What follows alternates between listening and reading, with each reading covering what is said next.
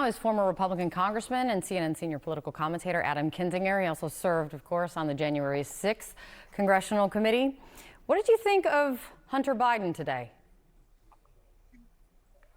I mean, I thought politically and message-wise, it was a brilliant move. I mean, they have made it clear that they're willing to testify in public. You know, I think Manu in his report said some of the senators were saying, well, it's great, he needs to do it under oath. Well, he can do that under oath in public. He has made it clear. I think his concern is, look, when we go behind closed doors, the Republicans in the House have already made it clear. They've deemed him guilty. They've deemed the president guilty on no evidence. As they've said, no evidence. This vote tonight, potentially for an impeachment inquiry, will be the first time in American history that they're using an impeachment inquiry not to get to, justice, hesitate, but we have to get to justice, but as a way to go on a fishing expedition. You're going to have all day on CNN these so-called moderate Republicans come on and talk about how, boy, they don't know if he's guilty, but they have to do this so they can get to the answer of some things.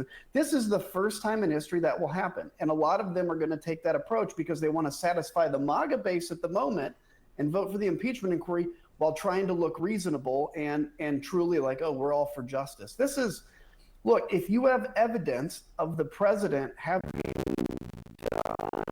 done this impeachment inquiry and impeach him, but they don't have evidence of that, and they're desperate to find it because they have determined the outcome before they've even gotten the facts.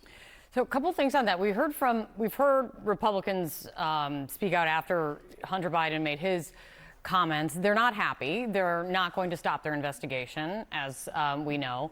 One thing we heard from Judiciary Committee Chairman Jim Jordan is this. He said, when Congress asks you to come testify, you are supposed to come testify. As someone who served on the committee who issued a subpoena to Jim Jordan, which he defied, what are people supposed to take from this?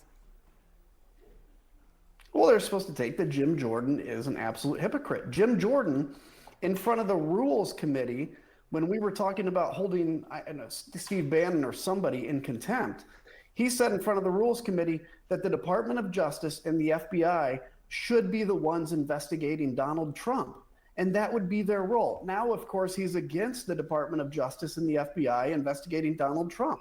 He's for the sanctity of the subpoena by U.S. Congress until he's the one that gets subpoenaed by U.S. Congress. And he also votes against enforcing subpoenas against people like Steve Bannon and against people like Mark Meadows. I mean, the hypocrisy is mind-numbing.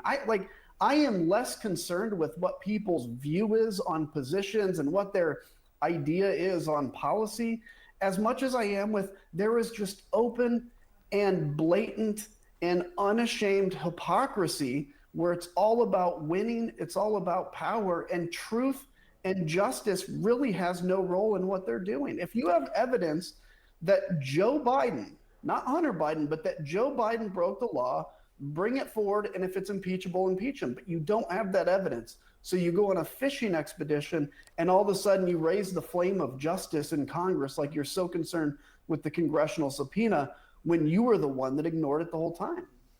On this vote that's coming to to formalize the impeachment inquiry, Tom Emmer, he's the majority whip, he probably said it, we've heard it from a few people, he said it probably most clearly to reporters, voting in favor of an impeachment inquiry does not equal impeachment. Do you think there is a scenario where this inquiry is launched and it doesn't end in articles of impeachment against Joe Biden?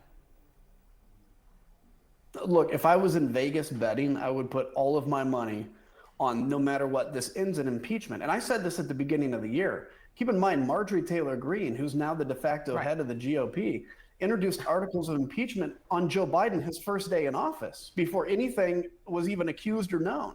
So they've made it clear that they have to impeach him. The base is demanding that, which is why people like Tom Emmer and all these so-called moderates are voting for this inquiry because they think, and this is a mistake, everybody made in Congress my whole time there. You think if you give the MAGA base a little bit, they're going to kind of lay off you, and then you can go on other news channels and look reasonable like, oh, I'm not sure we need to impeach. No, you are enabling the inevitable impeachment of Joe Biden, potentially based on nothing. If you come up with evidence, fine.